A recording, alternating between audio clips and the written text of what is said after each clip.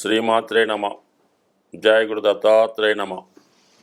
ఈ వీడియోలో మనం సింహరాశి వారికి మార్చి 29 నుంచి ఏర్పడబోతున్నటువంటి షష్టగ్రహ కూటమి ప్రభావం అందరికన్నా ఎక్కువ ఇబ్బంది, కష్టం, నష్టం ఇవన్నీ కూడా మన సింహరాశి వారికి రావడం జరుగుతూ ఉంది. ఈ 6 గ్రహాల్లో చంద్రుడు 2 రోజులు మాత్రమే ఉండి పక్కకు తప్పుకుంటడం, 15వ తారీఖు దాకా ఇంచుమించుగా సూర్య భగవానుడు తప్పుకుంటడం, ఎక్కువగా ఈ శని రాహువు కొన్నాళ్ళు ఉండడం జరుగుతుంది. కాబట్టి ఈ షష్టగ్రహ కూటమి ఏర్పడినంత మాత్రాన ఎవరికి ఎటువంటి నష్టం, ఎటువంటి ఇబ్బంది ఎట్టి పరిస్థితిలో కలగదు. రొటీన్గా ఆ రంగాల్లో ఉన్న వాళ్ళకి అది కామన్గా అప్ అండ్ డౌన్స్ తప్ప దీన్ని పెద్దగా తీసుకొని భయపడే పని అసలు లేదు. అయితే మరి సింహరాశి వారికి అష్టమ శని ప్రారంభం అవడం జరిగింది. అంటే ఎప్పుడన్నా శని ఎప్పుడు అష్టమంలోకి వచ్చినప్పుడే అన్నిటికన్నా ఎక్కువ ఇబ్బంది పెడుతుండడం, అంటే ఆర్థిక పరమైన నష్టాన్ని అయితే ఇవ్వడం, అపవాదులు, మన నేమ్ అండ్ ఫేమ్కి భంగం కలిగించడం, మన మీద ఎవరో బురద జల్లడం, లేనిపోని అపవాదులు, నిందలు ఇవన్నీ కూడా ఆపాదిస్తూ ఉంటారు. అంటే అవమానం జరుగుతూ ఉంటుంది. ఇదే అందరికన్నా ప్రమాదకరమైంది. అయితే సింహరాశి వారికి ఆత్మ బలం కలిగినటువంటి, మరి నిజాయితీగా చాలా డిగ్నిఫైడ్గా ఉన్నటువంటి మన సింహరాశి వారికి ఈ అవమానం అన్నదే తట్టుకోలేని విషయంగా భావించవచ్చు. అయితే దీని కొరకు వీళ్ళు ఏం చేయాలంటే సాధారణంగా మన కార్యక్రమాలు మనం చేసుకుంటూ ఇతరుల జోలికి వెళ్లకుండా ఉంటే మంచిది. అంటే ఎప్పుడో జరిగిపోయి ఉంటుంది. గతంలో ఒక 5 సంవత్సరాల క్రితమో 10 సంవత్సరాల క్రితమో మీరు ఎక్కడో ఎవరితో ట్రైన్లో వెళ్తూ పక్కన ఒక అమ్మాయి కూర్చుంటే దాని ఫోటో ఇప్పుడు పెట్టి మీరు ఏదో అక్రమ సంబంధాలు కలిగి ఉన్నారని పెట్టచ్చు. అది ఇలాంటివి జరుగుతుంటాయి. అక్కడ రాహు కూడా ఉన్నాడు. అంటే దాన్ని మరింత పెద్దది చేయడం జరుగుతూ ఉంటుంది. రాహు అష్టమంలో ఉన్నప్పుడు ఏదో మీరు మందు తాగారనో, లేదంటే ఇంకెక్కడో ఉన్నారనో, పేకాట ఆడారనో ఇలాంటివన్నీ పెట్టి మిమ్మల్ని ఇబ్బంది పెడుతుంటారు. ప్రస్తుతం ఉన్నటువంటి ఈ మీడియా ద్వారా అంటే ఎక్కువ అవమానాలు, గతంలో జరిగిపోయిన ఇప్పుడు వెలుగులోకి రావడం, మీరు రహస్యంగా దాచాలనుకున్నటువంటి విషయాన్ని ఇప్పుడు పబ్లిక్లోకి రావడం జరుగుతూ ఉంటుంది. అయితే దీనివల్ల అంతా మనకి కీడేనా, దానివల్ల మంచి ఏమీ లేదా అంటే ఖచ్చితంగా మంచి కూడా ఉంది. గత కొంతకాలంగా మీరు ఏదో ఒక అపవాదు వల్ల ఒక పదవి పోగొట్టుకొని ఉండి ఉండొచ్చు. అది సడన్గా ఏమవుద్దంటే కోర్టు మీకు అనుకూలంగా తీర్పు ఇవ్వడం వల్ల గతంలో పోగొట్టుకున్నటువంటి పదవి తిరిగి మిల్ల మీకు రావడం కానీ, అలాగే పోగొట్టుకున్నది ఏదైనా తిరిగి సంపాదించడం, పదవి, నేమ్ అండ్ ఫేమ్ రావడం జరుగుతుంది. దానివల్ల మళ్ళీ మీకు తిరిగి ఫామ్లోకి రావడానికి కూడా ఈ గ్రహస్థితి అనుకూలించడం జరుగుతూ ఉంటుంది. అంటే ఆకస్మికంగా కొన్ని జరుగుతూ ఉంటాయి. అది కొన్ని అనుకూలంగా రావచ్చు. మీరు ఏదో ఒక ఫిలిం డైరెక్టర్గా, ఒక సినిమా హీరోగా కొంతకాలంగా ఎటువంటి హిట్లు లేకుండా, చేతిలో పని లేకుండా ఇబ్బంది పడి ఉండొచ్చు. ఒకేసారి మీకు ఒక పెద్ద సంస్థ నుంచి పిలిపొచ్చి మిమ్మల్ని డైరెక్టర్గా పెట్టి సినిమా తీయడానికి కూడా ఈ అవకాశాలు మీకు సడన్గా రావడం జరుగుతుంటుంది. బికాజ్ అక్కడ రాహు ఉన్నాడు కాబట్టి.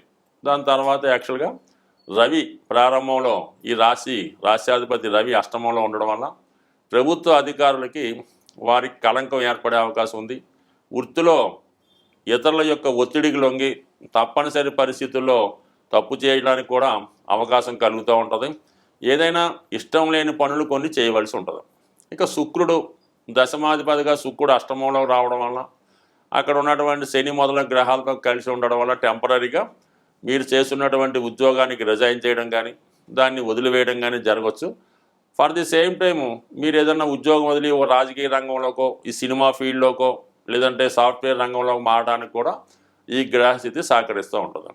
ఇక బుధుడు ధన లాభాధిపతిగా అష్టమంలో ఉండడం వల్ల ఇదే మీకు ఆకస్మిక లాభానికి కారణం అవుతూ ఉంటుంది.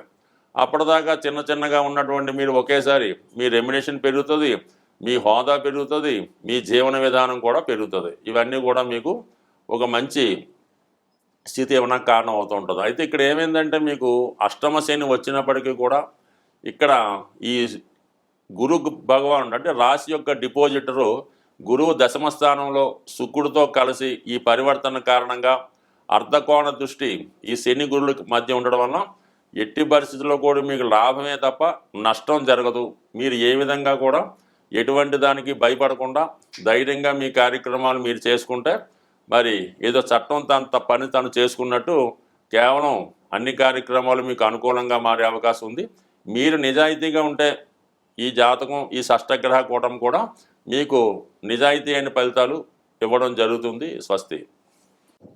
ఎటువంటి గ్రహస్థితి అయినా ఎటువంటి దోషాలు జాతకంలో ఉన్నా దాన్ని వ్యక్తిగతంగా ఎవరికి వారు చేసుకున్నటువంటి పరిహారాల వల్ల మాత్రమే ఆ దోషాలు నివృత్తి అయి జాతకుడు అభివృద్ధి వైపు వెళ్ళే అవకాశం ఉంటుంది.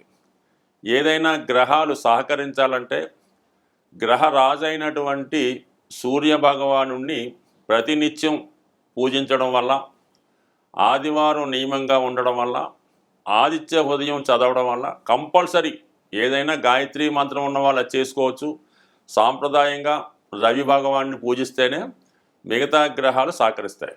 ఇప్పుడు ఈ 6 గ్రహాల్లో ఒక సూర్యుడు చంద్రుడు ఒక వర్గానికి చెందిన వారు 15 రోజుల్లోనే ఈ కూటమి నుంచి బయటికి రావడం జరుగుతుంది. ఇక అక్కడ ఏర్పడినటువంటి ఈ 4 గ్రహాలు కూడా ఒకే వర్గానికి అంటే శని వర్గానికి చెందినవి. రాహువు, అలాగే శని, బుధ, శుక్ర ఈ 4 కూడా శని వర్గ రాశులుగా చెప్పడం జరుగుతుంది. కొంతమంది రాక్షస వర్గం అని అంటారు. ఏదైనా మెటీరియలిస్టిక్ జీవితంలో మానవుడు సుఖపడాలి, అన్ని సౌకర్యాలు పొందాలంటే ఈ 4 గ్రహాలే ప్రధానం.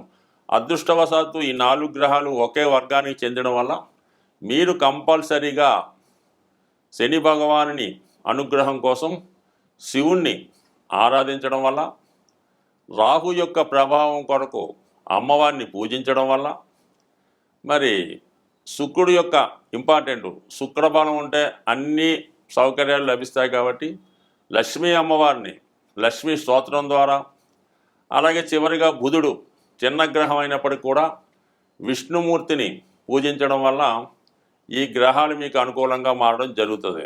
సో అందువలన వ్యక్తిగతంగా వీటన్నిటికీ కూడా ఏకైకంగా సింపుల్గా ఉపయోగపడేది విష్ణు సహస్రనామం. విష్ణు సహస్రనామ పారాయణ వల్ల అటు ఏలినాటి శని, శివుని యొక్క అనుగ్రహం కూడా రావడం జరుగుతూ ఉంటుంది. అలాగే విష్ణుమూర్తి అనుగ్రహం లభిస్తూ ఉంటుంది. ముఖ్యంగా లక్ష్మీ అమ్మవారి అనుగ్రహం కలగాలన్నా కూడా ఈ విష్ణు సహస్రనామ పారాయణతో పాటు అందులోనే యాడైనటువంటి లక్ష్మీ స్తోత్రాన్ని కూడా అది వినడం కన్నా చదవడం కన్నా ముందు దాని యొక్క అర్థాలు మీరు వివరంగా తెలుసుకునే ప్రయత్నం చేయండి. మరి చాగంటి కోటేశ్వరరావు గారి ఉపన్యాసాల ద్వారా కానీ పర్టికులర్గా ఉన్నటువంటి మరి ఆ విశ్లేషణ గ్రంథాలు చదవడం వల్ల తెలుసుకోవచ్చు. సో ఏదైనా మరి ఈ శాస్త్రాన్ని రచించిన వాళ్ళే ఈ 108 నక్షత్ర పాదాలకి ఈ విష్ణు సహస్రనామాన్ని విడదీసి ఒక్కొక్క నక్షత్రానికి ఒక్కొక్క శ్లోకాన్ని ఇవ్వడం జరిగింది.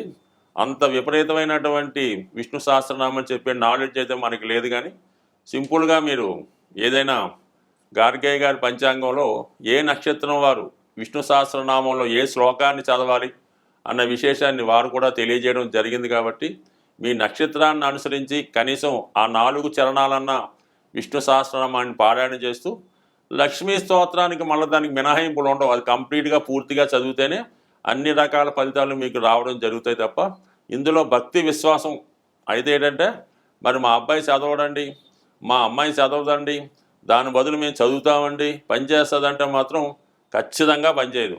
కనీసం సూక్ష్మంలో మోక్షం ఎంతో కొంత నమ్మకం పెట్టుకుంటూ కనీసం ఆ పుస్తకాన్ని దగ్గర పెట్టుకొని వీలైనప్పుడల్లా దాని వంక ఒక చూపు చూస్తే కంప్లీట్గా మీకు ఆ అనుగ్రహం తప్పగా లభించే అవకాశం ఉంది. ఏదైనా నమ్మకం విశ్వాసం గ్రహాలు శుభాన్నిచ్చినా కష్టాన్నిచ్చినా అవి అనుభవిస్తున్న వారికి ఇది చక్కని పరిహారంగా లభించే అవకాశం ఉంది. స్వస్తి.